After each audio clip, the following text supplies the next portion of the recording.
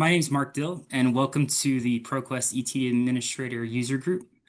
Thanks everybody for attending. I can't actually see the chat, but there are some team members that I'm going to introduce in a second here from ProQuest that can. So if you have any questions, please feel free to stop me at any point in time.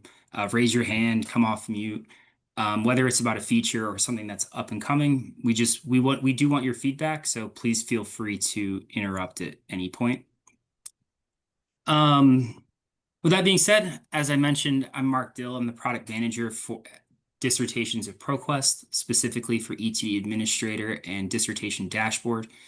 I have actually been working with ProQuest and Dissertations for a long time, but this is the first opportunity I've had to come to USETDA. And it was just really good hearing everyone's conversations and presentations over the last couple of days. It gave me a new perspective for not only what we are trying to accomplish, but how we can help you and your students moving forward in this new era of AI and accessibility specifically. This is kind of your ETD administrator product team. April Dawn, who is our senior director, couldn't be here today. And also not included is Lane Bowman. I believe he was on the agenda. He couldn't make it because he's been sick. But we do have Austin and Julia if they want to say a couple words before I go on to new product releases this year. Sure. Thank you, Mark. Hi, everybody. Yeah, I'm Austin McLean. A lot of you know who I am. We've been proud sponsors for over a decade of US ETDA and ETD conferences, so it's great to have everybody here today. We're excited to tell you about what's coming down soon to happen with ETD, and ETD admin's in good hands with Mark, and you'll hear about it, but we want to hear from you towards the end of the session about things that we should consider in the roadmap as we develop more features and functionality for ETD Administrator. So with that, I'll turn it over to my colleague, Julia Smith. Thank you, Austin. And I want to echo what Mark said a minute ago. I think this has been a really interesting, provocative conference. And I especially wanted to just make a quick shout out to the Iowa State team for their contributions on AI this morning. That was a really interesting session. I personally learned a lot, so thank you. My role here at ProQuest is to ask deans, graduate deans, if they would like to join our free thesis dissemination program. And as those of you who are part of this group know, the ETD Administrator is one way of doing that. But we also have a harvesting service that we offer. And so I just want to say, if there's anyone on this call whose institution doesn't already partner with us, please feel free to reach out to me. I'd be glad to schedule a half-hour conversation with you and let you know what the options are. But we really do have a great free service that complements open access repositories. So don't hesitate to take us up on it if you can. Thanks. Thanks, Julia and Austin. In today's session, we are kind of going over releases that have happened in 2025, what is coming up in not only Q4 2025, but potentially in 2026. We do have a section towards the back that's open for questions or just hearing from you on issues or things that we can help with. And before I get started on the new features, there was one element that I neglected to include in the presentation, specifically a UI enhancement. For the last 2 years, we've been going through ETD and trying to come up with new ways to improve the user experience. And the main way that you see that is in our new look and feel and layout. But we've done a lot of work over the last 6 months on updating our resources and guidelines pages for authors and admins. There's not a lot of flash to show there, but we did reorganize all of the pages and made it a little bit easier to navigate, included new resources. We've also done some streamlining with our resources, utilizing the support pages through ProQuest Support Center as well as just local documentation. So that way we can reduce some of the confusion and some of the different places that users get information when coming to ETD. We did want to make it a little bit easier. And so far, we think we've accomplished that. But if you are looking at our FAQs or resources and guidelines for authors or admins, and you notice something that's not exactly correct or in the wrong location, please feel free to reach out and let me know. A lot of that functionality actually was just released in the last month or two, so it's possible that we just haven't caught it during our QA sessions. All right. For our first new feature, 2025, this is actually an enhancement to an existing tags feature that was available in ETD. This had been requested for quite some time. It was the ability to actually share tags across administrators. Previously, the feature had only been isolated to individual users. You really couldn't report out on it. If a user was to leave and you got a new admin that was reviewing citations or dissertations and submissions, they would lose all of that history. So what we did was we introduced a shared tag feature. This allowed admins to create and share tags across administrators. So there would be some consistency in the visibility that you could actually see what was happening with the submission. This helps streamline the workflow. You still can create personal tags if you have, different information you want to share with yourself versus other admins. But those tags can also now be converted to shared. So in our example, if you created a spring 2025 tag and you wanted to share it with other admins, you can. With this new feature, also release the ability to archive the tags. This helps reduce the amount of visible tags that you can actually put on a submission. So the archiving feature was brand new. And then, of course, if you have excess tags that you don't need across admins, you can delete them. In addition to the enhancement, we do offer shared tag reporting in our run reports feature in ETD admin. And if you are on the administrator dashboard, you can also filter your dashboard view by the tag. So if you wanted to see spring 2025 together, that's a filterable item in that dashboard view. The next item that we are actually actively working on is XML delivery enhancements. To stay current with all of the new and open information, open IRs, it's important for us to continue to come up with new methods to deliver metadata to institutions. This feature really focused at first on giving universities new information. So we added the date that an item was uploaded to PQDT. We added a persistent URL that points to the ProQuest platform. It was requested that we include ISBN, so that is now available. Those three features were the first enhancements that we added.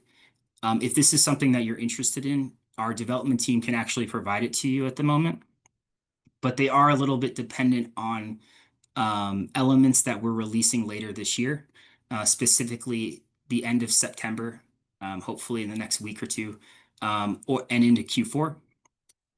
I guess it is the last. There's only a couple days left in September, but we are trying to get some elements still released before the end of the month. And that's the ability to set your delivery cadence. Right now, ETD XML delivery is isolated to when a submission is delivered to ProQuest. We are offering the option to get that delivery after it's been uploaded to the ProQuest platform and not just when it's delivered to ProQuest for processing. So that way you can get the added functionality and added information that we recently uploaded to the XML. But you'll also be able to get MARC records at that time.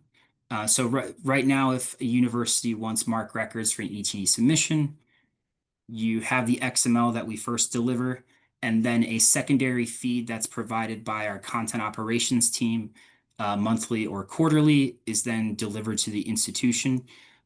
After this is released, you'll actually be able to get the MARC record along with the ETD XML and the metadata media in the delivery zip all in one location at one time. So it'll reduce some of the need to have two different locations and two different deliveries. It will also be automated as opposed to relying on individual users to generate that information. And lastly, I did mention that we're working to ensure that we integrate with new open IR solutions. And right now I can actually see John in my chat. We are working on the Haiku delivery format to support that IR solution. And we are actively getting that ready for an October release.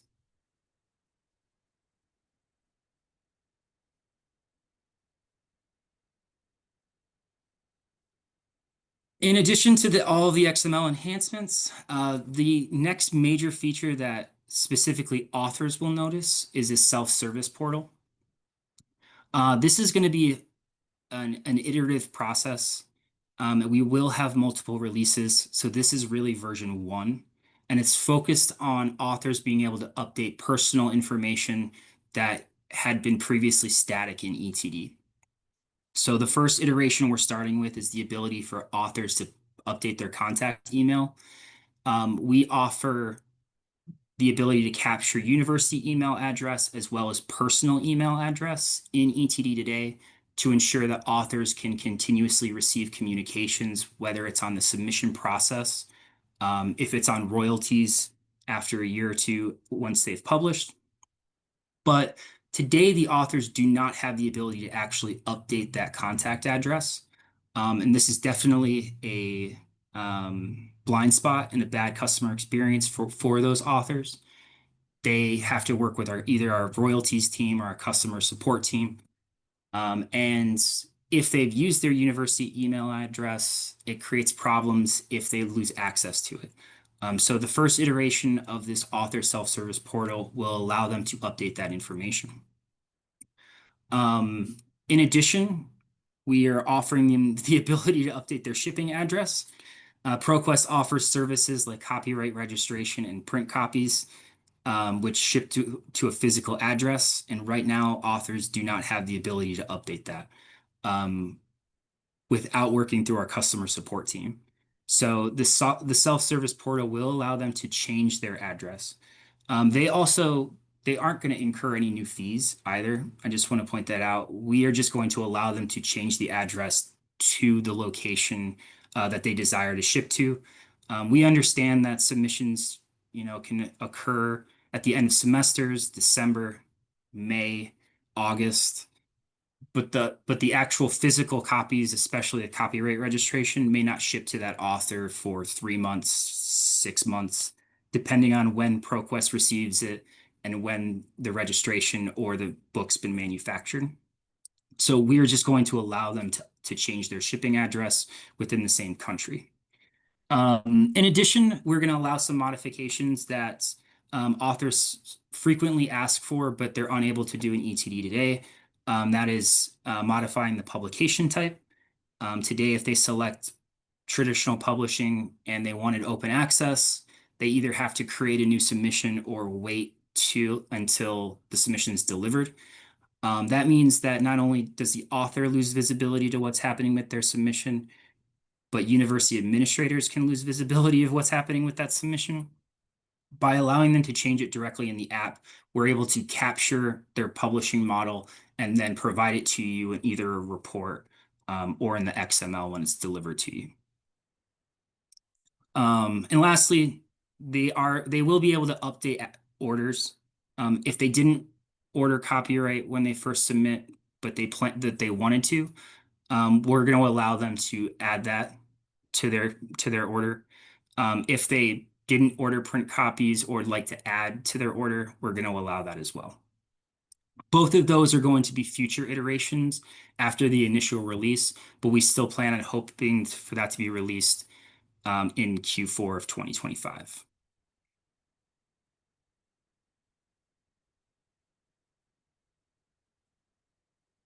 All right, so that leads us to our 2025 and 2026 roadmap. I do want to point out that these are subject to change just based on priority and feedback, specifically for the next and later items. They are on here just because of tentatively our development schedule, and some of the items that we've just started already. But we could move them because of priority, based on feedback from our user group, or any admin that needs it, or just difficulty for implementation. So I do want to just highlight that a little bit. So I did mention earlier what we are planning to release kind of for the rest of 2025, is the remainder of our XML delivery enhancements, and the first iteration of the author self-service portal. I do want to call out, because we've talked about accessibility a lot over the last 2 days, and it is really important. Right now, we are doing our semi-annual web accessibility review in ETD Administrator, as well as Dissertation dashboard. But the team doing the review is starting with ETD Administrator. What this review is going to do is update our VPAT information in our accessibility statement. It's going to update any information that we have on new ways that we test for accessibility. And it's going to highlight any deficiencies that we have in the application, specifically around users and the accessibility of the app. Once we've identified any gaps that we may have today, what we're going to do is turn those into development tickets and actually get those scheduled for 2026, and released as soon as we can, to ensure that ETD Administrator is up to date with the most web accessible standards. So the next project that we're working on, one of the reasons why it is next is because we're doing some investigation on piloting this today. But it is an IR deposit only. It's a feature that could be used for undergraduate honors works. It could be used for new types of graduate works that don't really fit the dissertation and thesis model, or that don't want to be uploaded to PQDT Global. But it's essentially a workflow that leverages the metadata capture and the administrator review and potentially the committee review of ETD Administrator, and allows you to deliver that work and upload it to your IR.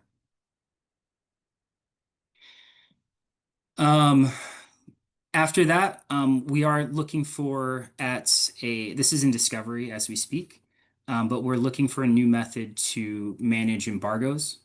Right now, there is a gap if a author needs to request an extension to their embargo, or a new embargo, if the case may be, if they didn't ask for it during the submission process.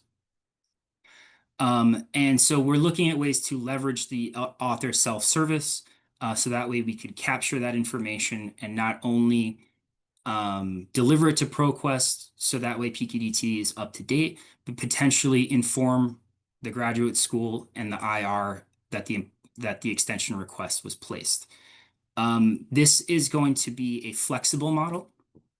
Not all institutions have the same embargo policies, embargo practices for extensions. So we are looking at ways that we can make this flexible to meet the needs of each situation.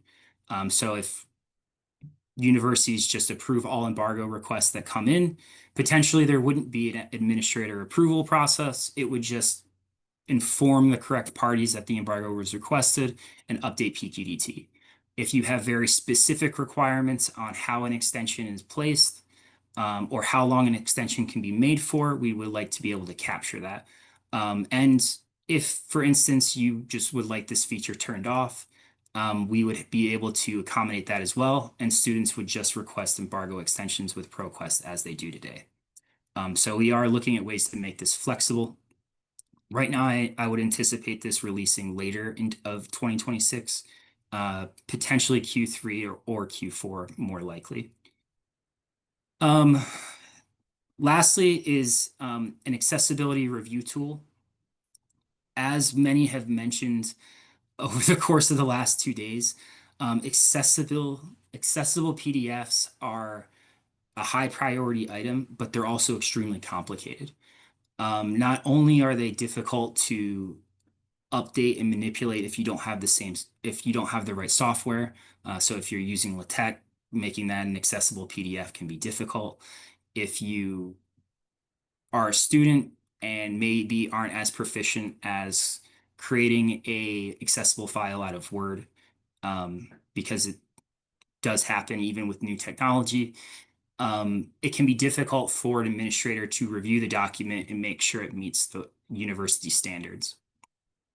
So we are looking at a way to create a tool that would provide the ETD administrator with information on how accessible the document is.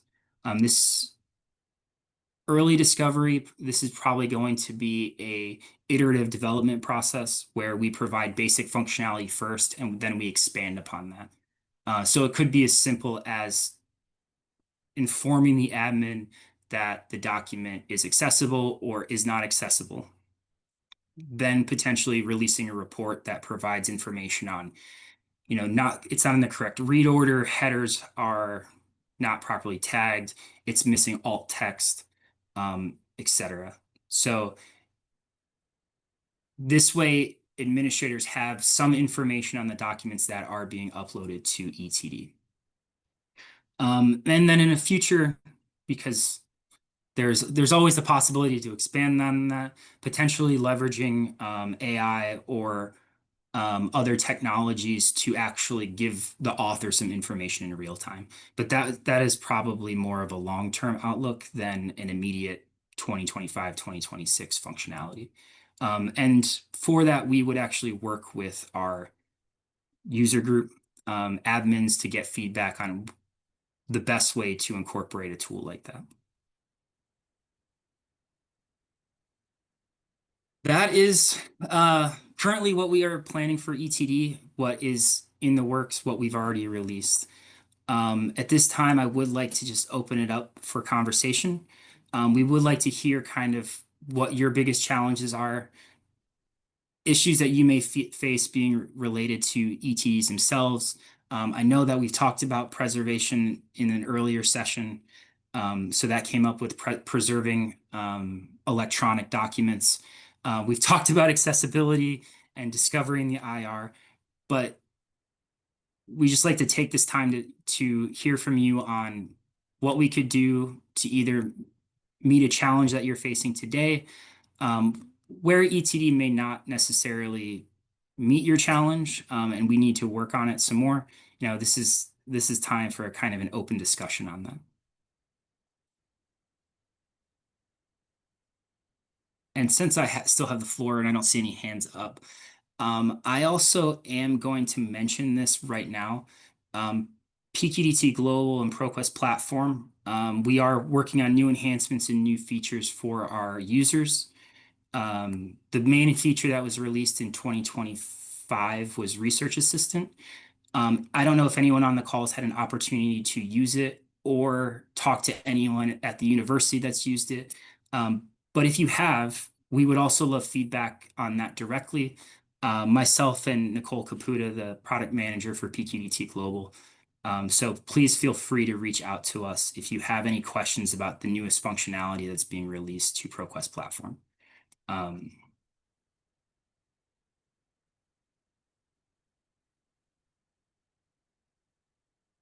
Hey, Liz. I guess my question is, do you have any possible updates to the institutional repository extraction that some of us use? You mean the report out that provides for like bpress and digital commons? Yes. I don't have any. I actually need to talk to you about that. I don't have any updates or changes on it right now, but it is still an element that I need to do more discovery around to determine what we can do to enhance that for you. It is. Okay. It's not on the XML delivery slide because I don't have enough information on what we can do to improve it for you. Okay. But it is something that we still. Allison wanted to do it. It is still on my roadmap, but I just need to understand it a little bit better. Okay, I just wanted to ask. Thank you. Yeah, it is definitely top of mind, and you and a couple other members of the discovery community, I just want to make sure that I get more information from you about what I can do. It was actually going to be one of our topics for last week, even though I was unfortunately not able to attend the meeting. Well, neither was I, so you were in good company. Thank you. You're welcome.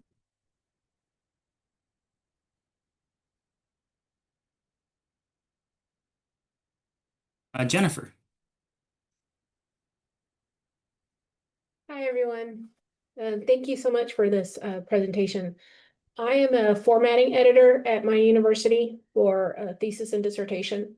And this might be slightly off topic, but one of the issues that we seem to have is that our students, when they go to upload a, revised or updated version of their manuscript for us to review, more often than not, they tend to open a brand new account, whether they realize it or not, because I believe on the student side, it says, new or replace. And the feedback I get from the students is if they think if they get replaced, it'll erase everything they've uploaded so far. So just a suggestion to maybe clarify or maybe use different wording for those two buttons for them to go to upload. Okay. Yeah, we are. We have made some in the student workflow. There's a button at the top that's like when they have their dashboard open. I don't think it's in my screenshot. There's an element in the dashboard button that we are definitely changing now because we got feedback that it was confusing. But you're referring to specifically when it's uploading a new PDF. We can definitely take a look at that language and see if there's ways that we can improve it. Yes, we have. Yeah, a and lot Jennifer, of do you have any information. any suggestions for us about what we might call it? Well, I know in the past you had it, I think before the update this last year, you had it as revise. Or maybe put next to new that they're opening a new account, or put it somewhere else because they don't need to open an account every time they're uploading to, to upload a new version of their manuscript. I Yeah, just thought I get confused why the new button is in that location. I don't really I'm not able to see the student view, so I apologize. I've never had access to that side. So I don't know where it is really on their screen, on their dashboard, but I think having the new button is, I don't know if it's really needed on an upload page if they already have an account open. If that's clear as mud. Yeah, I don't think I have, let me see if I can, sorry for flipping back. So this is a new view. So that view itself is changing because the author portal or author self-service information is going to be presented there. But when a student uploads, there's a submit new dissertation, which would create a whole new submission. There's a view or revise. And then there's another one at the button at the top that says like create new submission. So we are looking at this page specifically to make changes to make it more clear. But I'll definitely take that information back to them that we need to clean that up a little bit. Thank you. On the new account issue, I didn't mention it because it's complete.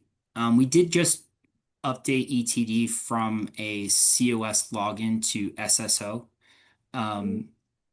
We're leveraging the ProQuest SSO system, but it does make it more secure, and it reduces authors actually creating multiple individual accounts. So all of it will be under the same user now, but your concern of them creating a new submission entirely is still there. So we'll definitely take a look at that to see ways we can make that more clear. Yeah, just an example, we had a couple of students, by the time they graduated, they had 8 different accounts open. Yeah, So- our new login system will prevent them creating multiple accounts. They That's just won't be fantastic. able to. Yeah. Well, I guess they could use different email addresses, but that's a different problem. Right. But yeah, the SSO migration that we just completed should prevent multiple accounts from being created, but they could still create multiple submissions if we're not clear enough. So Yes. one of the items that you see on this submission summary is this top piece is a submission that's in progress. Mhm. The submission summary below would be the new view for a submission that has been uploaded, but either they have to revise it or they want to make a change. So it's kind of this revise submission button as opposed to a replace. Okay. Thank you very much. You're welcome.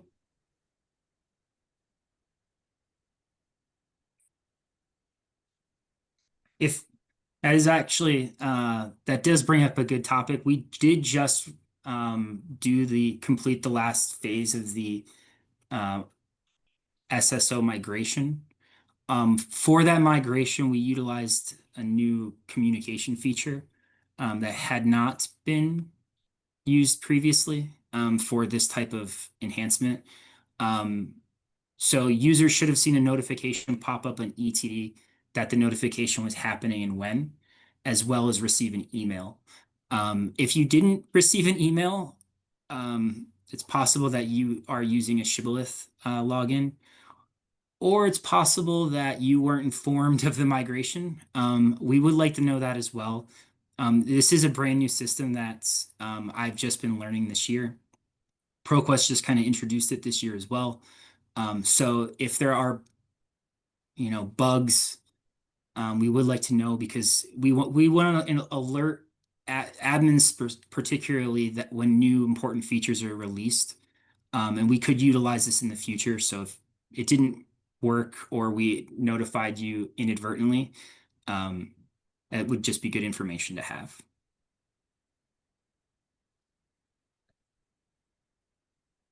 Well, and Mark, a question came in, so I'll on the chat, I'll tell you. The person says, or it's Ashley says, I'm new to ProQuest. Is there a way to upload several ETDs at once, like a batch upload?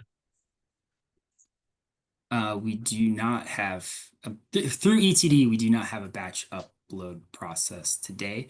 We have a batch delivery, but because each submission requires a publishing agreement as well as individual metadata, that process is one at a time. The Yes, creation that's right. process. And I'll add, Ashley, if I don't know if you're talking about the back file. So sometimes when a school is new to contributing to ProQuest and getting it into their IR, they're new to ProQuest, they do a kind of a catch up where we could do a one-time kind of FTP load, and then on a go forward basis, the titles are uploaded by the authors one at a time. So I'm not sure if that fits with the use case you're saying. Which we can do, but if it's, as Mark said, you want to do several at a time, like that are new right now, that's unfortunately something that we can't do.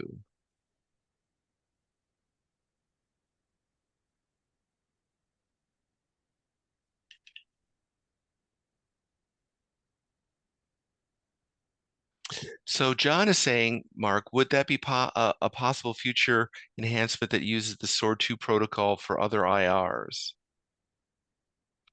For the one that we're developing right now for you, John, and Haiku. Our intention is to make that available to other institutions and other IRs. So I would say yes. There could be some iteration that we have to do on it depending on the repository and the protocol that in specific repository has. So there could still be some development required, but that is our intention, is to make it available to more users.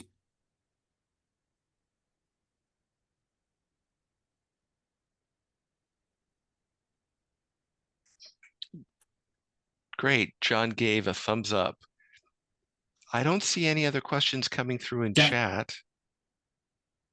John's been giving us a lot of great feedback on this XML delivery, and we really appreciate it. When did we do the original sword delivery, Austin? I think 20 It was years ago. Well, long time we ago. did the XML delivery, and then we integrated with Sword, and it did Yeah. feel like a long time ago. So it's been a little while since we've taken on an integration like this, and their feedback has been instrumental in ensuring that it works on both sides. Valerie. Hi, this is kind of on the user end when you're going into the dissertation, thesis and dissertation database.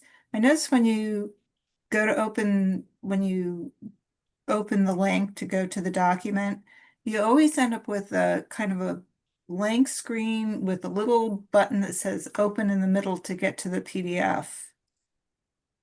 And it didn't used to be that way. What browser are you using? Chrome. Chrome? Okay. I don't, that's actually a good question. We did make some recent changes to that user interface. We moved the left tab and we made more space in the viewing portion, and moved elements to the top. So I don't know if that's a function of the new release, but we can investigate that for you. Yeah, I just wonder because I think it has the potential to throw students off saying, I can't see the document. I can't get to the document. That's my concern. Yeah, that is the last thing that we want. We want to make it as easy as possible for students to get to the document. So I don't know if it's just off the top of my head, I don't know if that is part of the new, if that's just something that we introduced when we made that change. If it's a if it's a function of like a document that's too large, but I doubt that. Um, so I'll just have to look into that for you a little bit. Great. Thank you so 'Cause much. Yeah, because when I launch it it's almost like immediately there if I select PDFs. So, um, yeah, we'll just look So into it when, for you. And yeah, so when you first go into the document, say from the catalog, you link out to the ProQuest database and Mhm. you get the title and everything, but then you get a blank screen and a little button that says open to get to the PDF. Where are you linking from? Our catalog. Yeah, I know. What kind of, sorry, what is your repository solution for your catalog? We're Are on you, Alma. okay. That, that definitely helps. That could be, I'll take a look at that. Okay, great. Thank you. You're welcome.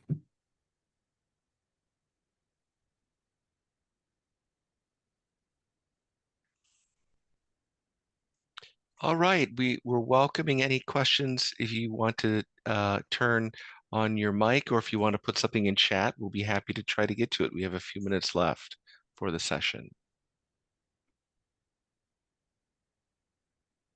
While we wait for questions, I do want to take this opportunity to promote our discovery community. We meet once a month to go over new features that are coming to ETD, review the roadmap, go over any discovery items or discussions on new elements that we're thinking about releasing so I can get direct feedback.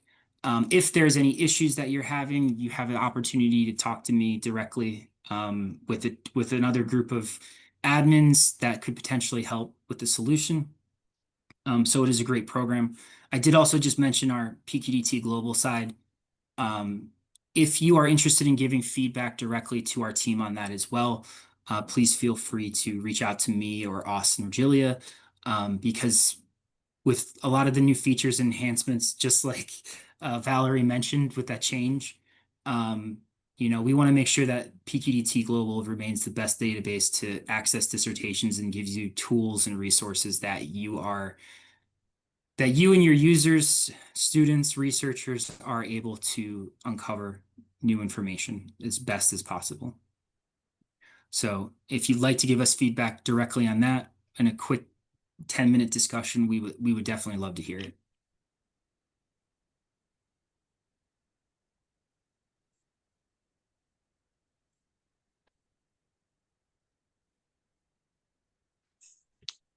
Valerie thanks us for the informative session in the chat.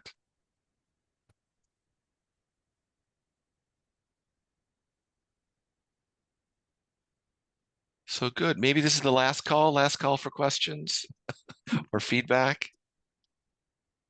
Is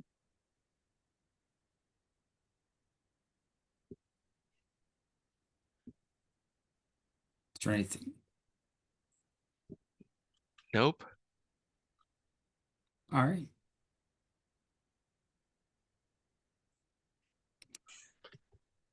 Great. Well, I think we can wrap things up then. Yeah, thank you for joining us in the session. I really appreciate it. We have a full team that does a lot of work that's specifically dedicated to ETD, and they definitely like to share what we're working on, get feedback on what they've released, because they just want to make the application as good as possible for students and admins, so that way the work can be included in your IR and be discoverable in PQDT. So I really just appreciate having the opportunity to talk with you today, and being able to join the conference just to hear all about all the ideas and what people are doing. It's really interesting to me, and I just really appreciate it, and I'm glad to be a part of this. Yes, to echo what Mark said, we couldn't do it without you. So thanks very much on behalf of all of us. Yeah, that is true. Well, ETD wouldn't be what it is today without all the feedback from the admins and students that we've gotten over the years. And I know, Austin, you've been a big part of ETD since its launch, and I'm not that far behind from my days back in ASR. So Yeah. I know where we were and where it's come, and we just want to continue to improve and make it the best application that we can. I would just like to add that I'm very excited about all the changes coming. It's great. That's great. Good. That's the goal. So that's great. We're hitting the mark then. Who said that? Who added that she's excited? Valerie did. Valerie, thank you, Valerie. With Okay. her pretty cherry blossom icon. All right, well, everybody, we have 15 minutes before the next session, so an extra 5 minutes, I think. Great. All right, well, we'll sign off then. Thanks Thanks, everybody. Thank you. Bye-bye.